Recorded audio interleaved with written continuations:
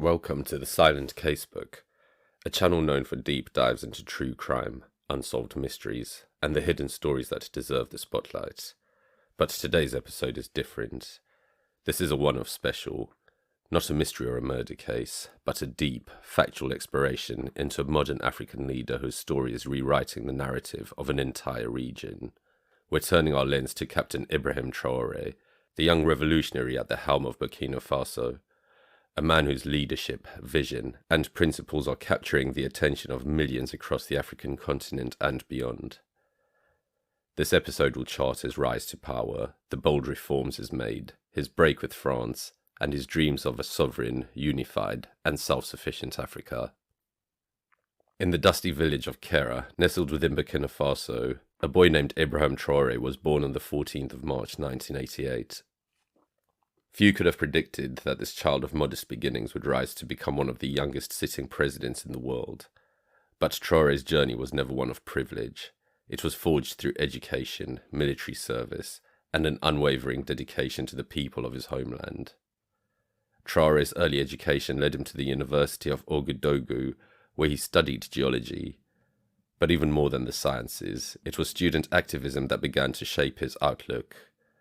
He became involved in the Association of Muslim Students and other grassroots movements, sharpening a political consciousness deeply rooted in justice, sovereignty, and service. His involvement with these associations marked the beginning of his public leadership, not in the halls of power, but among his peers, in lecture rooms and courtyards, as a voice for those often unheard.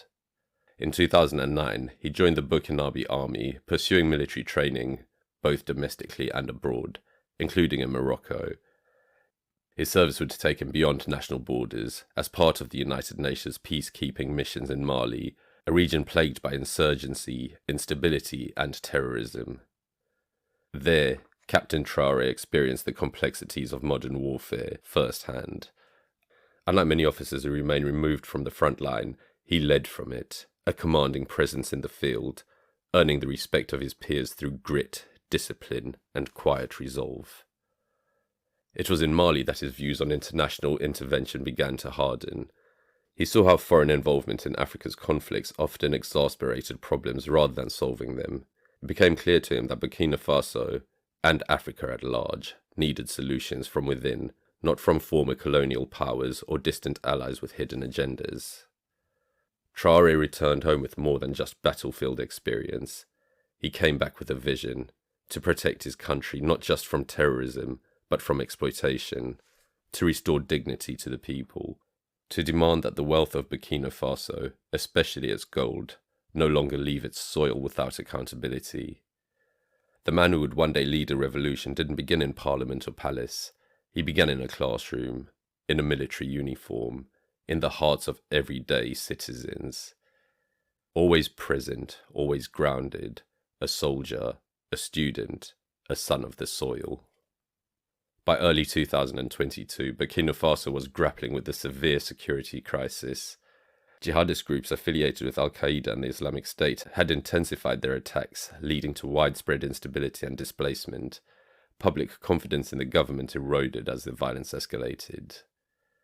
Between the 23rd and 24th of January 2022, gunfire erupted near the presidential residence and military barracks in Ouagadougou. Soldiers from the Patriotic Movement for Safeguard and Restoration, led by Lieutenant Colonel Paul Henry Sandaogo Damiba, detained President Roch Marc Christian Kabore, citing his failure to address the jihadist insurgency. On January the 24th, 2022, the military announced on national television that Kabore had been deposed, and the constitution, government, and parliament were dissolved. Damiba promised to restore security and constitutional order. By February the 10th, 2022, Damiba was declared president by the Constitutional Council and was sworn in on February the 16th. Despite initial support, Damiba's administration struggled to contain the insurgency. Attacks by jihadist groups increased and the military suffered significant losses. Public dissatisfaction grew as promises of improved security remained unfulfilled. In early July, West African leaders agreed with the junta on a 2-year transition to civil rule. However, skepticism persisted regarding to the junta's commitment to this timeline. On September the 30th, 2022, Captain Ibrahim Traoré, along with fellow officers, led a coup to oust Damiba, accusing him of failing to address the security crisis. The transitional government and constitution were suspended, and Traoré was declared the new leader. The coup was met with public support, as citizens expressed hope for a more effective approach to the insurgency. Traoré emphasized the need for unity and a renewed focus on security. On October 6, 2022, Traoré was officially appointed as the transitional president by the Constitutional Council. He pledged to restore security and uphold the transition to civil rule. Traoré called on senior ministry officials to maintain government operations and met with military leaders to demonstrate unity and support for the new junta. Captain Ibrahim Traoré's ascent to power marked a significant shift in Burkina Faso's political landscape. His leadership emerged from a context of persistent insecurity and public demand for effective governance. In a region where leaders have long been criticized for excess, corruption, and foreign dependency, Captain Ibrahim Traoré has cut a drastically different figure. Since taking power in October 2022, he has embodied a style of a leadership that is humble, disciplined, and rooted in service, not status. One of his most widely praised decisions came early in his tenure. Traoré publicly declined the presidential salary of approximately $76,000 a year. Instead, he chose to continue receiving the much smaller salary of a military captain, estimated to be around $275 per month. The message was clear. He was not in this position for wealth or privilege. He stated, "I'm a soldier first. I didn't come here to enrich myself, but to serve and protect." This act of self-restraint resonated deeply within the people, many of whom face extreme poverty and hardship on a daily basis. In a political landscape often taunted by greed, Traoré's gesture became a symbol of his break from the ruling class and his connection to the everyday citizen. Unlike many heads of state who retreat behind palace walls, Traoré often appears among the people, dressed in military fatigues rather than tailored suits. His attire is a powerful visual message. He sees himself as a soldier still in service, not a ruler elevated above his countrymen. His accessibility, both in style and presence, has become one of his defining features. He has made unannounced visits to military outposts and frontline zones where troops are battling jihadist insurgents. In some cases, he has spent nights with them, discussing strategy, morale, and what they need most. This direct contact with his forces is not merely symbolic, it reinforces the sense that their commander-in-chief understands their struggle. Traoré's leadership also challenges long-standing neo-colonial norms. Under his guidance, the judiciary replaced traditional French-style black robes with faso d'Anfani, hand-woven fabric deeply tied to the Burkinabe identity and resistance. Judges now wear robes made of this local material, an intentional break from colonial imagery. It was not merely a wardrobe change, it was a cultural reassertion of dignity and independence. He has also expressed his desire to limit the influence of foreign NGOs and consultants who have operated in Burkina Faso for decades, often without tangible improvement in the country's development. His government has emphasized self-sufficiency and the redirection of aid efforts into community-driven local solutions. Throughout all of this, Traoré has maintained the structure and discipline of his military background. He has not formed a political party. He does not seek to entrench himself in power. Instead, he has consistently stated that his goal is to stabilize the country, return power to the people through democratic elections, and leave a stronger, more self-sufficient Burkina Faso behind. In many ways, his leadership style recalls that of revolutionary figures like Thomas Sankara. Captain Ibrahim Traoré leads not from behind a desk, but from the front lines, both literally and ideologically. His refusal to take advantage of his position, his visible solidarity with his soldiers, and his cultural pride all point to a singular truth. He is a man who serves, not one who rules. Burkina Faso is rich beneath its soil. Gold, manganese, copper, zinc, limestone, a treasure trove of resources that has long attracted foreign mining interests. Yet despite its wealth, the vast majority of Burkinabe citizens are impoverished.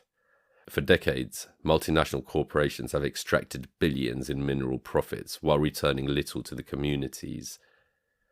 Under Captain Ibrahim Traoré, this imbalance is being challenged head-on. Gold is Burkina Faso's most important export. The country is Africa's fourth largest gold producer, with more than 17 active industrial mines and countless informal sites. Yet less than 10% of the population has access to steady electricity. Roads remain unpaved in many mining areas. Health services and schools are severely underfunded. Foreign companies, particularly Canadian, British, and Australian firms, have dominated the sector, and much of the wealth leaves the country untaxed, unprocessed, and unaccounted for. In October 2023, President Traoré's government announced a sweeping review of all mining contracts. He accused several foreign companies of failing to meet their obligations with the Burkinabe state, including tax evasion, environmental damage, and the illegal export of raw minerals. Soon after, the junta began withdrawing mining permits from operators deemed exploitative or non-compliant. It was a bold and controversial move, but one that reflected his broader philosophy. Burkina Faso should no longer be a playground for foreign profits. This approach not only resonated with the people, it inspired other Sahel nations to consider similar audits of foreign-owned mines. In a landmark step towards economic sovereignty, Traoré's administration has also begun constructing Burkina Faso's first gold refinery. Until now, nearly all of the country's gold was exported in raw form and refined abroad, meaning that the most valuable part of the supply chain, refining and trading, was done elsewhere. The new refinery, once operational, will allow Burkina Faso to process gold domestically, retain a larger share of the profits, increase transparency and oversight, boost employment in industrial sectors, and decrease dependency on foreign currencies and markets. The move is part of a wider vision of resource nationalism, asserting control over what comes from Burkinabe land and ensuring the benefits stay within its borders. Traoré has also voiced support for the protection and formalization of artisanal and small-scale mining, a sector that employs hundreds of thousands of Burkinabe, many of whom live within harsh conditions with little government oversight. Rather than criminalizing their work, his administration has promoted local cooperatives, environmental protections, and fairer pricing structures to integrate these miners into a sustainable national framework. Traoré's fight for economic justice doesn't stop at Burkina Faso's borders. He is an advocate for Pan-African unity and reclaiming the continent's stolen wealth. His vision is shared with fellow Sahelian leaders in Mali and Niger, where juntas are also rejecting neo-colonial influence and exploring regional economic self-reliance through the Alliance of Sahel States. This includes discussions about a shared currency, joint resource management, and coordinated strategies to prevent raw material theft, particularly by Western powers and multinational corporations that continue to profit from Africa's mineral abundance. In a world where African resources have long been extracted for the gain of others, Ibrahim Traoré is turning the tables. With legal reforms, infrastructure projects, and a bold geopolitical stance, he is reclaiming what he calls the birthright of the African people. Burkina Faso's minerals may lie beneath the earth, but for the first time in decades, their value might finally rise above it. While Traoré's political and economic reforms have drawn headlines, some of his most powerful changes have been cultural. For Traoré, true independence isn't just about controlling borders or minerals. It's about shedding the psychological remnants of colonialism and restoring national pride in Burkina Faso's history, languages, and symbols. His leadership has reawakened a movement to redefine what it means to be Burkinabe, not through the lens of foreign systems, but through the proud traditions of the country's people. One of Traoré's most striking cultural reforms occurred in late 2023, when his administration mandated a symbolic transformation within the judiciary. Judges across the country were instructed to replace French-style black robes, long flowing garments modelled after those worn in European courts, with attire made from faso dan fani, a hand-woven cotton fabric that has long symbolized Burkinabe heritage and resistance. The decision wasn't just about changing clothing. It was a public rejection of the colonial aesthetic that still lingers in Africa's legal institutions. In education and media, the Traoré government has promoted the use of indigenous languages. The aim is not to erase French, but to elevate local languages to equal status, so that legal, educational, and governmental communication better reflects the population it serves. New signage, government publications, and public campaigns increasingly feature these native tongues alongside or in place of French, signalling a broader linguistic decolonialization. Traore's own public image reinforces his cultural message. He rarely appears in suits or official uniforms. Instead, he wears military fatigues or plain local fabrics, a visible rejection of the elite lifestyle many African leaders have adopted from their former colonizers. His visual presentation is grounded in humility, solidarity, and simplicity. He doesn't travel with lavish entourages or indulge in spectacle. Even his speeches are direct, measured, and delivered in language that common citizens can understand. This accessibility has endeared him to millions across West Africa, where politics is often seen as the domain of elites. In the eyes of many, Traore is not performing as president. He's simply continuing to serve as a soldier and son of the land. Traore has also connected cultural pride with national defense. He sees the revival of indigenous values not just as a matter of pride, but as a form of resistance, a shield against ideological invasion, dependency, and moral decay. This thinking mirrors the ideology of anti-colonial movements from the mid-20th century, particularly in countries like Ghana or Burkina Faso itself. In their footsteps, Traore has articulated a belief that true liberation requires psychological and cultural freedom, not just military or political control. In reclaiming culture and identity, Ibrahim Traoré is doing more than governing. He's reminding his people who they are, and showing the world that Burkina Faso is not a relic of colonialism, but a proud, living nation with its own voice, fabric, language, and future. For decades, France maintained a powerful, some would say overbearing, presence in its former West African colonies, through military agreements, economic dependencies, and cultural ties. France continued to shape the destinies of countries like Burkina Faso long after the official independence was declared. But under Captain Ibrahim Traoré, that long-standing dynamic was radically and unapologetically disrupted. Since 2013, France had deployed thousands of troops to the Sahel under operations ostensibly to combat Islamist insurgents across Mali, Burkina Faso, Chad, and Niger. Burkina Faso hosted approximately 400 French Special Force soldiers, mostly stationed just outside the capital. Yet public opinion soured. Many Burkinabe citizens saw France's presence not as a solution, but as a problem, ineffective at best, and a tool of neo-colonial control at worst.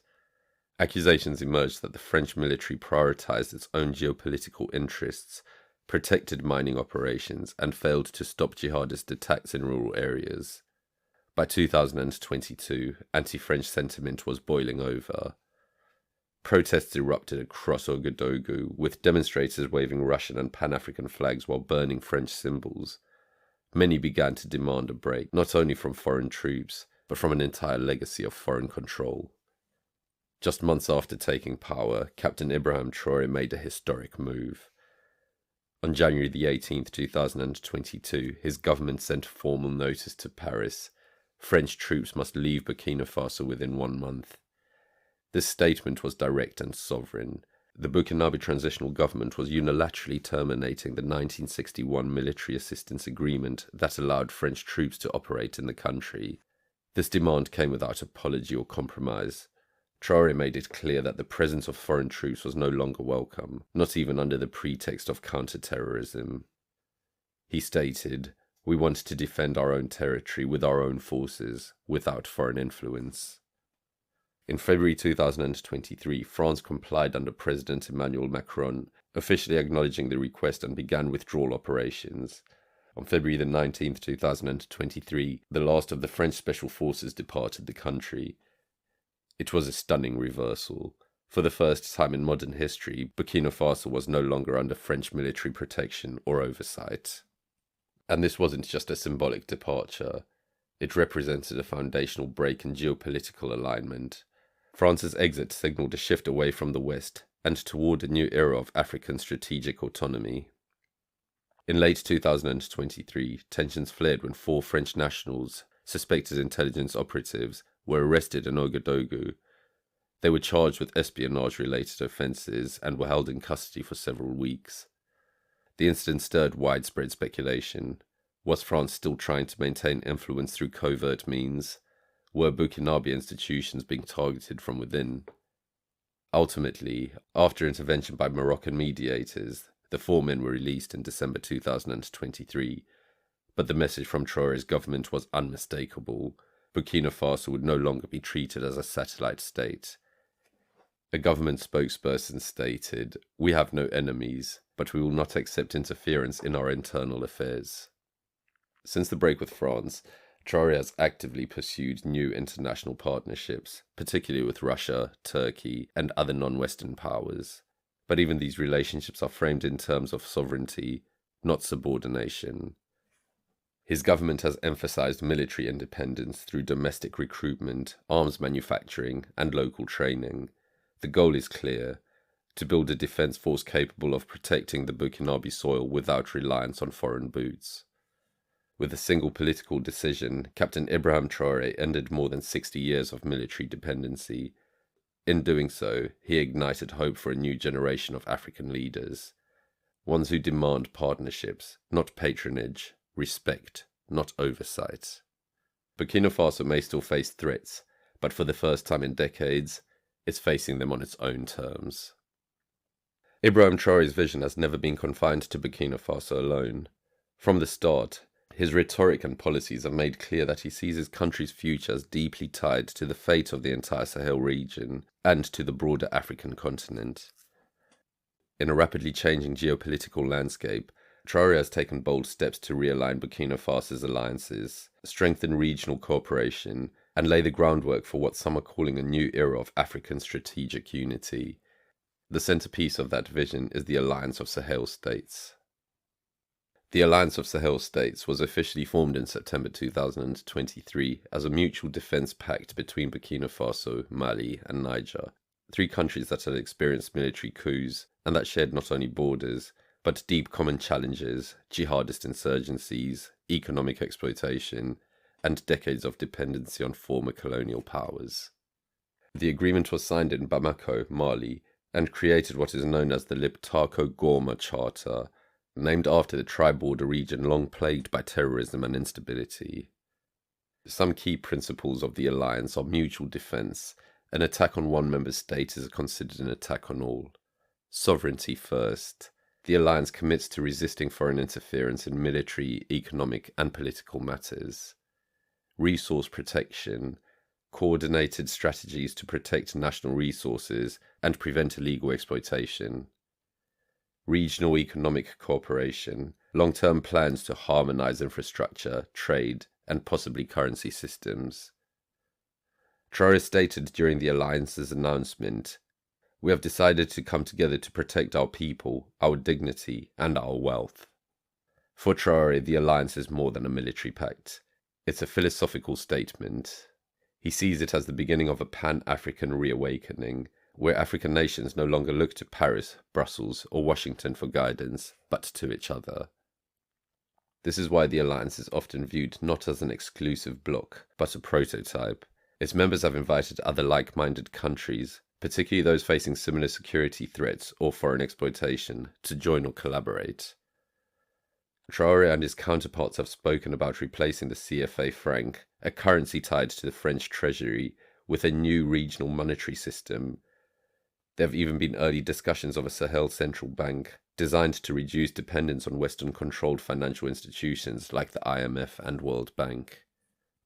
Since the formation of the alliance, the 3 countries have undertaken joint patrols, intelligence sharing, and cross-border security operations. Burkinabe forces have worked closely with Malian and Nigerian counterparts to track insurgent movements, defend vulnerable towns, and protect mining zones from armed groups.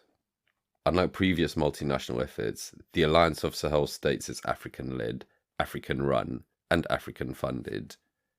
Captain Traoré said, "Our security will not be outsourced again. We will stand together or we will fall alone." Western governments, particularly France and the European Union, have watched the alliance with concern. Diplomatic tensions have risen, especially with the termination of defense agreements and the expulsion of European envoys from alliance states. But for many Africans, particularly young Pan-Africanists, the alliance is being celebrated as a return to agency, a reminder that the continent can define its own interests and pursue collective strength outside of colonial frameworks. The alliance of Sahel states is still in its early days, but it represents something historic. Not just a defensive bloc, but a declaration of independence, unity, and shared destiny. And at the heart of it stands Ibrahim Traoré, not a lone reformer, but as a brother in arms, helping to forge a new future for the Sahel and for Africa. From a quiet village in Burkina Faso to the world stage, Captain Ibrahim Traoré has become more than just a transitional president. To many across Africa, he represents the rebirth of a long-suppressed idea that Africa can and must reclaim its destiny. Traoré is part of a growing movement of African leaders, often younger, military-trained, and ideologically pan-African, who were refusing to accept the post-colonial status quo.